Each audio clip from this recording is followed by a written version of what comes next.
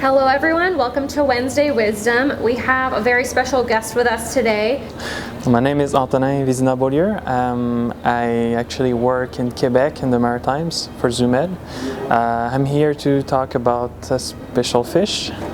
It's a very cool fish, so I already got a little heads up on it, and it's one that is like perfect for paludariums. It comes up on land, but I won't spoil it for you. So can you tell us, so what's the name of the fish? So the common name is a Splash Tetra.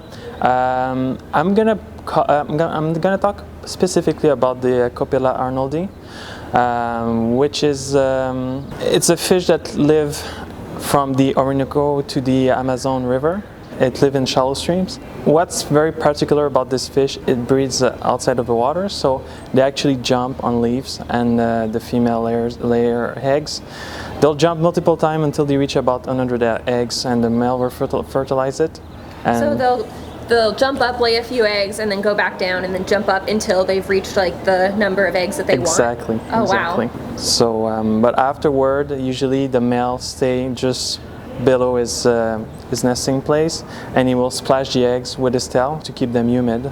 So it's kind of like how tree frogs lay their eggs on leaves, except for he has to keep them wet because they'll dry out.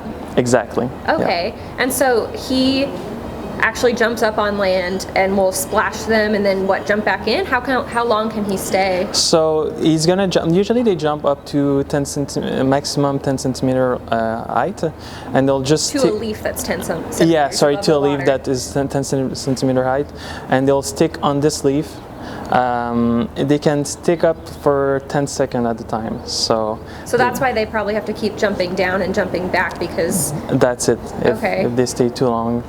how big does that species of Splash Tetra I would get? say a standard it would be about 5 to 6 centimeters. The male get bigger than female.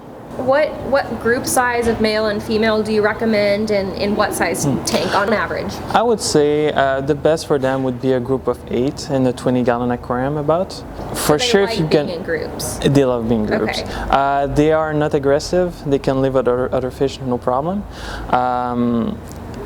They do move fast though, so but they're not stressful fish. They are not gonna bite anybody usually. Yeah. Do you know if they'll try, after the male maintains the eggs, do you know if they'll try to eat the babies if they fall in the water? Yes. So you'll have to separate them. So you have to try to separate them. That's the Okay. tricky part about it. They do a really nice show when they want to reproduce. Like I said, they'll jump on leaf together, they splash the eggs and stuff, but you can't really reproduce them in a community aquariums, because once the baby hatch, takes about 2 days usually, standard, for them to hatch, and they will be transformed to drops, and they'll just fall in the water. But if you have other fish around, they'll just eat the babies. Okay. So you have to be careful. Do you know if they have a preference for type of plant, or it's just whatever plant leaf is hanging above the water? You need big leaves. Okay. So at a close distance from the water, but you don't want anything too small because they won't be able to go on them.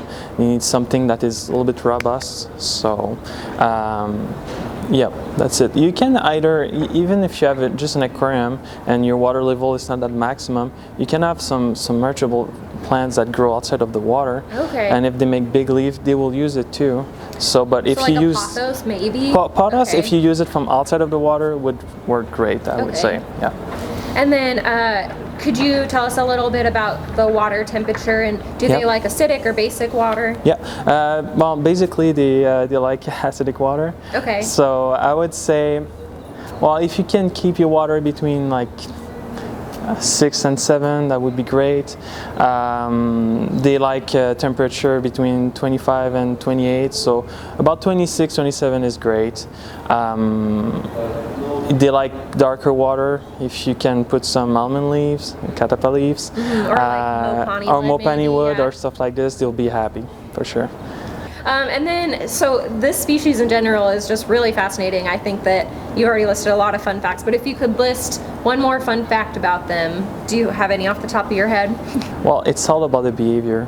For real, these fish are not very colorful, but just if you're passionate about fish, you like to watch something very like unusual about them, Yeah. that's a fish to go with because it's very, very interesting. I mean, They I make a nice show. Sorry. Oh yeah. I don't know how you could top the fact of them jumping out of the water Yeah. legs. That's really cool. Yeah.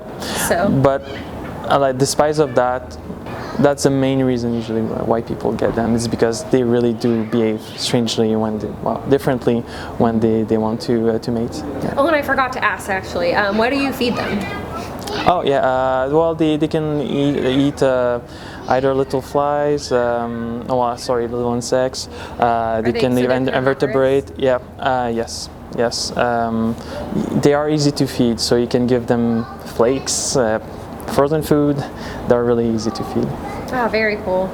Well, thank you so much for taking the time to share this Thanks with to us. you. I had no idea they existed, so that is really cool. Great. Yeah. So thanks. And if anyone has any questions for Antonin, mention them in the comments, and we'll get answers to you.